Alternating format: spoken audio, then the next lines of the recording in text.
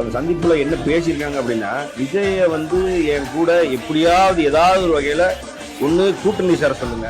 அதாவது என்னை சட்டை பண்ணாத மாதிரி ஒரு அரசியல் பண்ணிட்டு இருக்காரு.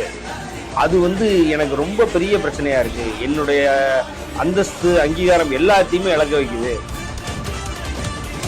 விஜய்கிட்ட இருந்து என்னை காப்பாத்துங்கன்னு சூப்பர் ஸ்டார் ரஜினி காலில் விழுந்திருக்காரு.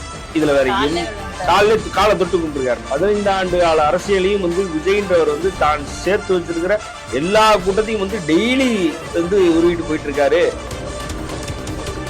சீமானவர்கள் சூப்பர் ஸ்டார் பேசின பேச்சுக்கெல்லாம் அந்த பாய்ஸ் கார்டனுக்குள்ளேயே அவரை விடக்கூடாது. அதுதான் உண்மை. அதையும் மீறி அவரை உள்ள விட்டு